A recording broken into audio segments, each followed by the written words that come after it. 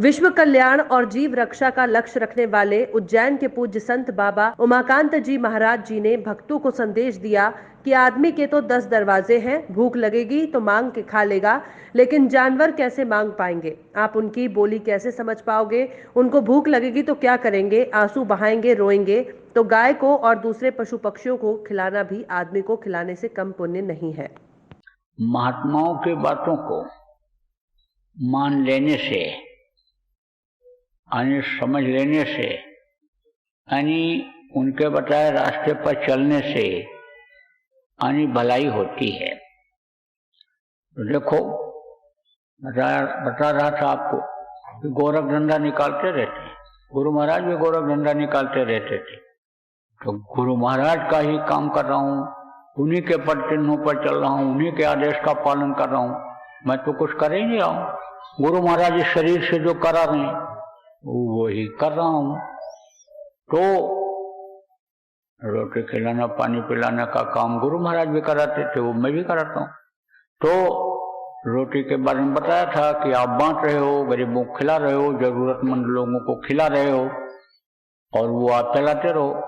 लेकिन गौओं के बारे में सुबह आपको बताया था प्रेमियों कि भाई आदमी तो भूख लगेगी तो मांग के खा लेगा, उसके तो 10 दरवाजे हैं, लेकिन ये जानवर यानी कैसे मांग पाएंगे, कैसे किसी के यहाँ पहुंच पाएंगे? आप समझो, आदमी चला जाए किसी के दरवाजे पर तो पूछेगा भाई तुम कौन हो, क्या हो, कैसे आ गए, लेकिन जानवर पहुंच जाएगा, अनजान जानवर है, तो लोग लठ उठा करके मार करके उसको भगाएंगे। अब अगर वो जानवर बोले भी कि हमको भूख लगी है तो कौन समझेगा उसकी बोली को?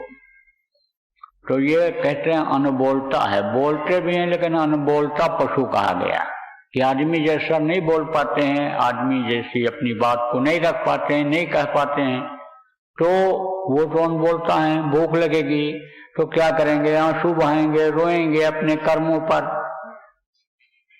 उनको खिलाना भी पुण्य से, आदमी खिलाने के पुण्य से कम नहीं है। जैसा मैंने सुबह बताया था कि बहुत सी गौशालाएं चाहे सरकार की तरफ से खुली हों, चाहे व्यक्तिगत खुली हों, चाहे सरकार के द्वारा मान्यता प्राप्त और सहयोग के द्वारा खुली हों, सरकार उनको चला रही हो, चलवा रही हो, यानी कैसी भी हो या व्यक्तिगत किसी के हो, आप उनको देखो और उसमें जानवर अगर कमजोर हैं या चारा उनके पास नहीं है, नहीं खिला पा रहे हैं, तो चारा भूसा आप प्रेमी जो जितना जैसे डाल सको, संगत वाले डाल दो।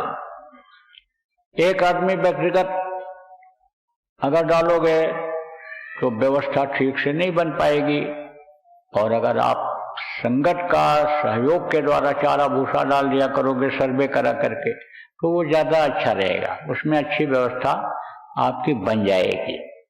तो इसको भी आप अपने यहाँ यथासंभव अपने अपने क्षेत्रों में, अपने अपने जिले में जहाँ लागू कर सकते हो लागू कर दो, चालू कर दो।